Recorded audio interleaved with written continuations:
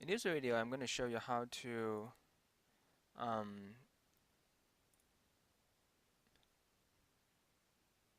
do the how to record the measurements. So in the previous tutorial, I discussed the how to do the measurements, how to do the profile measurements, how to do angle measurements. So basically, after you do the measurements, you get a table. So and then in this tutorial, I'm going to discuss how to manipulate that table and record that to a file. So yes, I do have other. Never mind. So let's just quickly make some measurements first. I'll just use my typical example. I check this DNA and I place a session. So and then mark the peaks, 2 peaks. So it marks position and total length there for me already.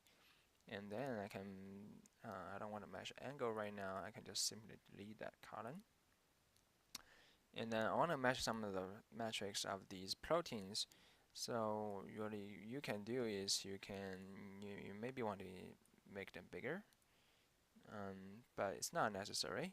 So you can do is you can use region of interest function.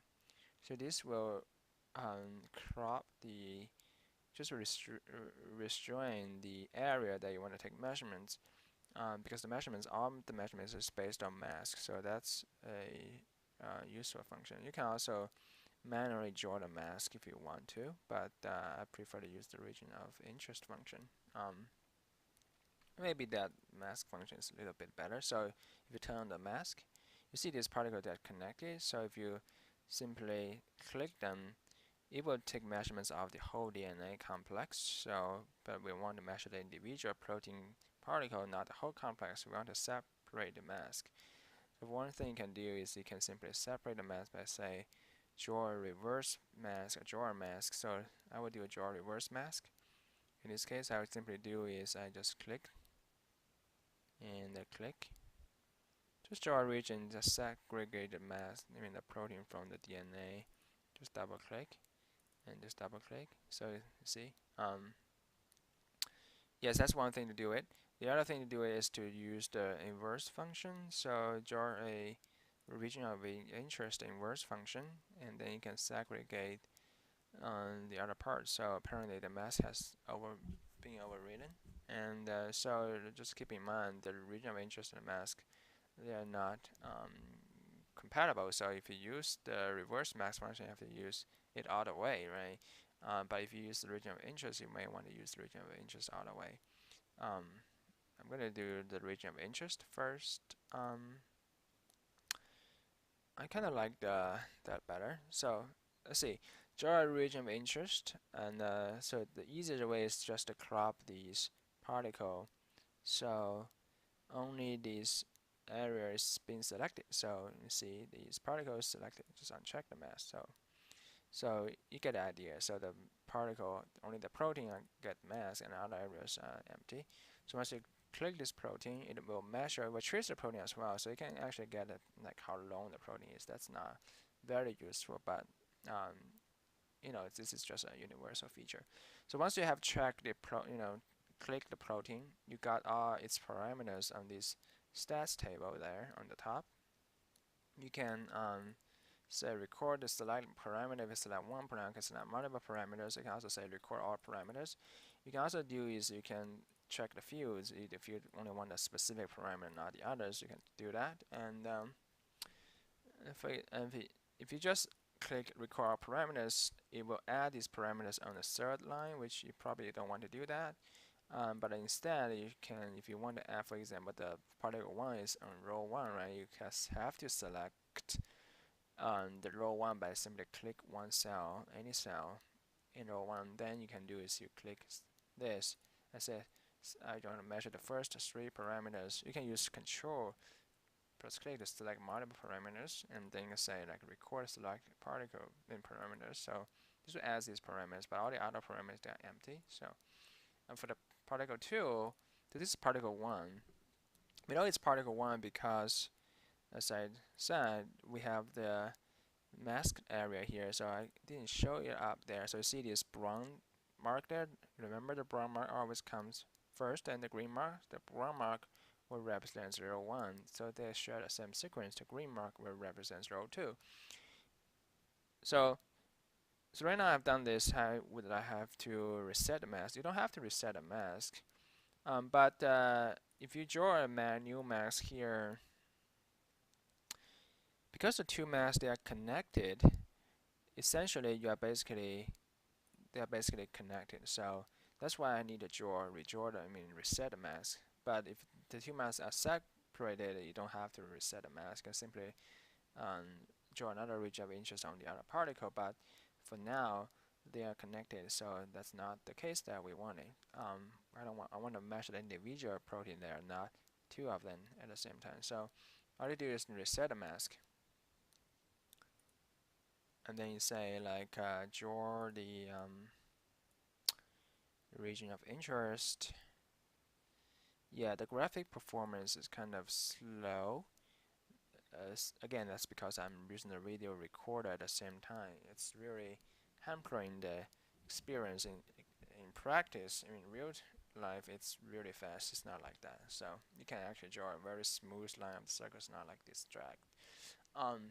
So right now I have this. Just click this, and then because I've already selected row 2, you see it's selected because it's highlighted. And you can say record all parameters, and now you see it's adding all parameters there. So we're not done yet. So right now we only record in the dashboard, and then we have no record. we have no record there.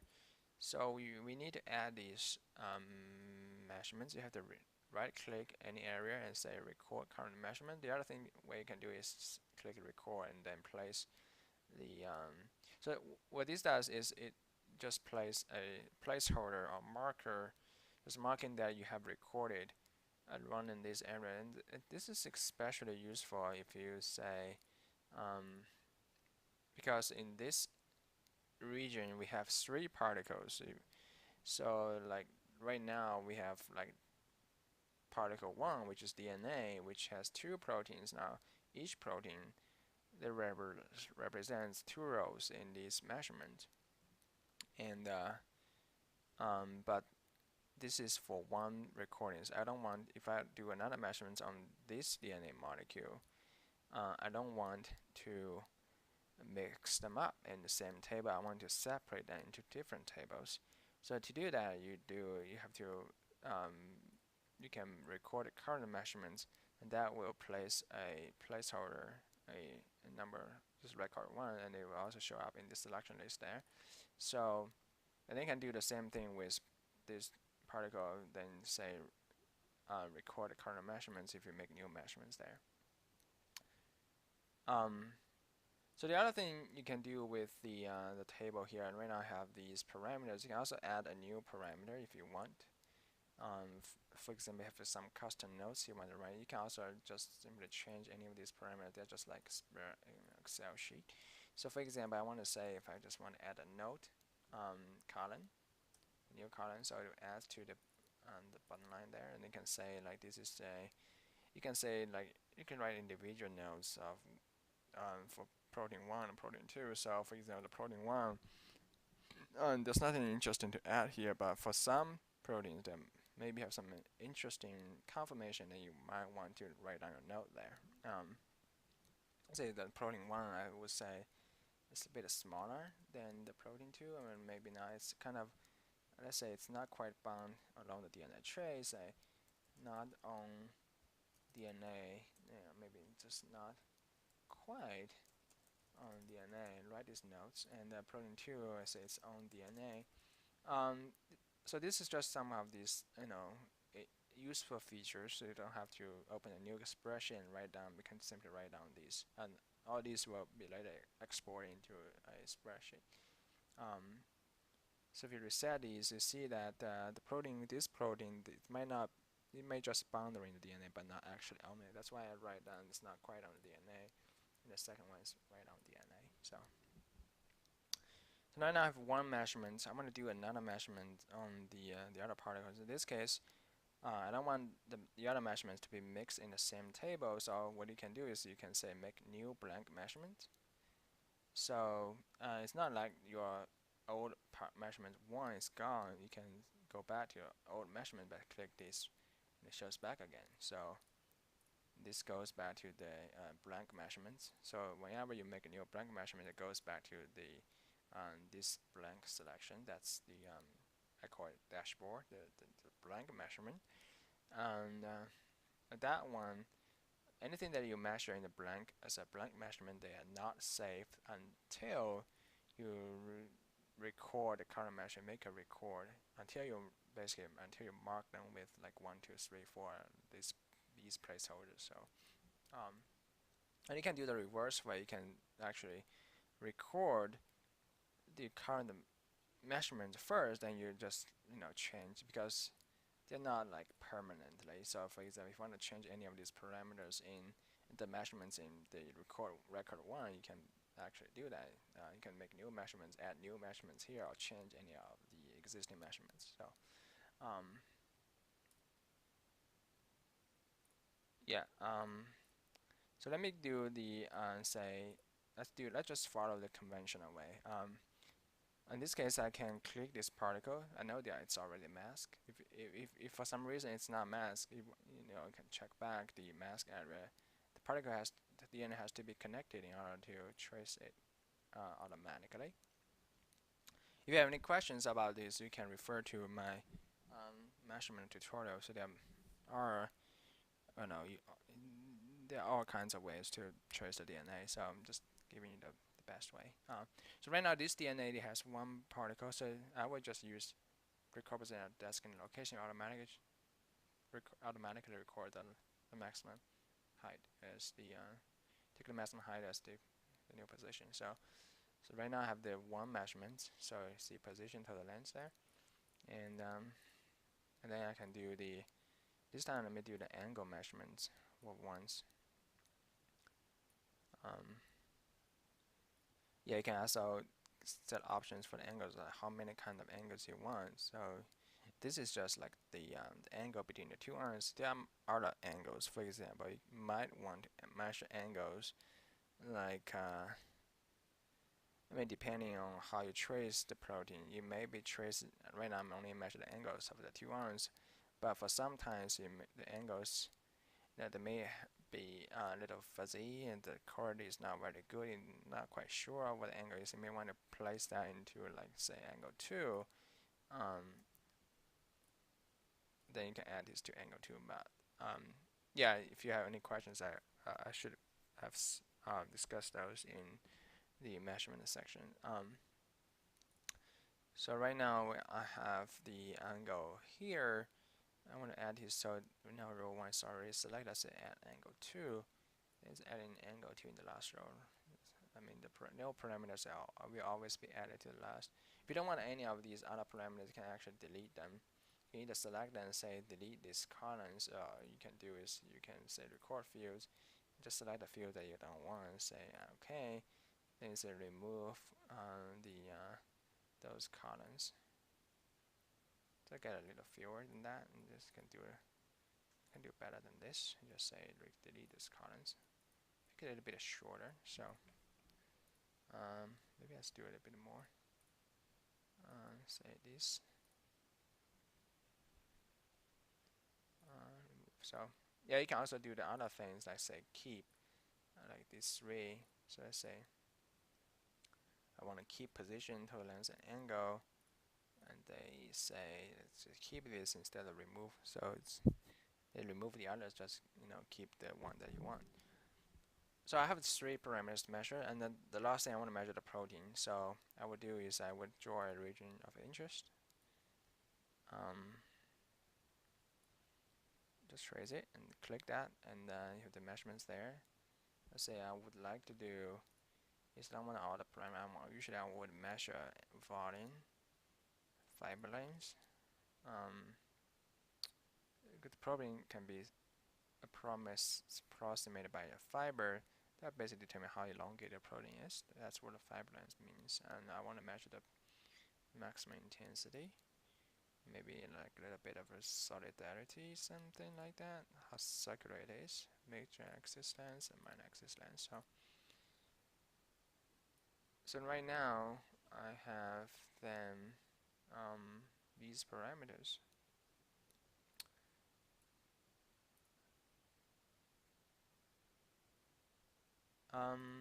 Yeah, let me see. For some reasons, it's not showing up. Oh, it has to be updated. That's the. All I need to do is just click the particle again. So to update this table, just now it's not updated because I need to make a new selection. I mean, I need to click the particle again. So when I click the particle again, so you see the narrow the fields of the parameter that I want to record. Then you can say, like, say, record all the parameters. Just remember, you have to check the cells. If you don't check that, the parameters will be added to a new line. You can also do that by adding a new entry, which basically add another line there. If you don't select any cell, the record parameter added to a third line. That's not what you want, right? You have to select a cell, then record parameter that will basically record these parameters on the same line. If you want to, some mistake to happen, you can manually type in the numbers there. They are all editable. And if you, for example, if you think about if you have changed your mind, want to replace this with the table in the top, say this one, say record the parameters and update that to the number on the top. So all these things, they can be updated and replaced, but they're not like fixed. They're not. So yeah. So after we have record these parameters, you then could save the results. So all you can do is you can export these to a text file, then save the results. For example, like say this one, you can also name a new, let's say a new one. Let's just say new file, save. And yes, I don't really like to save these in the text file because I like to use Excel.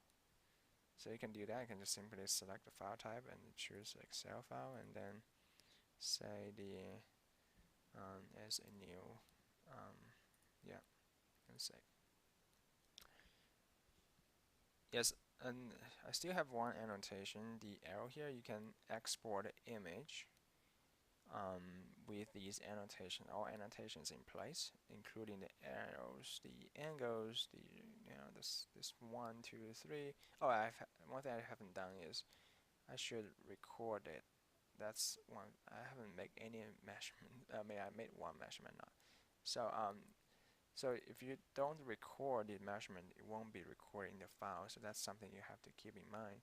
And the program actually is pretty smart. It will tell you if you exit the program right now, it will tell you that something in the dashboard, they're not saved, and so you can remember to save them. So right now, I have to do is I would yeah, I think there's some bugs right now. I can't do anything right now in this program. It's not responsive. Well, another bug, and I'll remember to fix this one. Let me see if I can just target it run. So basically, you have to right click these. Let me do this first. Oh, I think nothing works right now. Oh yeah, there is one there. I didn't see that.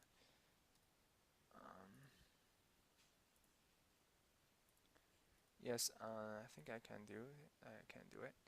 So yeah, if you remember, you just right click the any area, just say record, and this measurement, it adds another, instead of 1, they have another 2 there.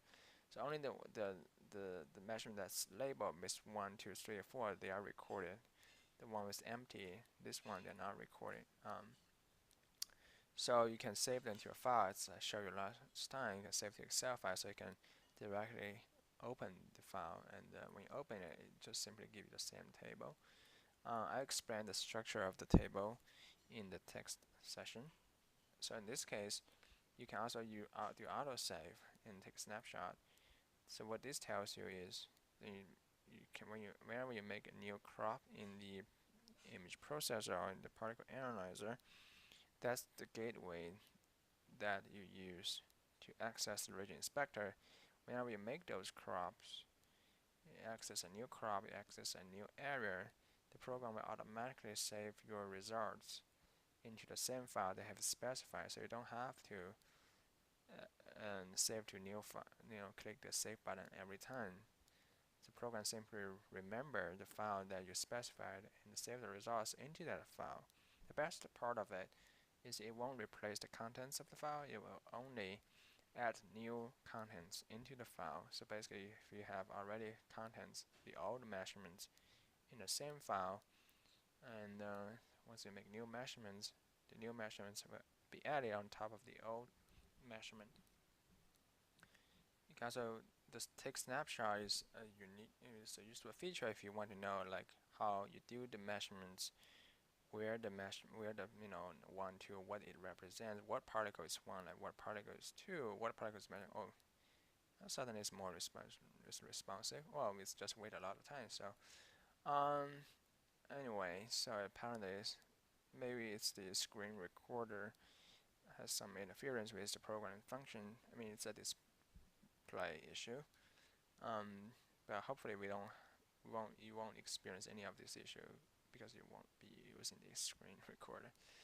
So if you take the snapshot, it will basically take a snapshot of all your measurement with all the annotations, and so that gives you an idea, like you can trace back what the measurements you do, like which particle you have done the analysis. So basically, you can trace back like what kind of angles you want to do it, and you can trace back exactly where you did.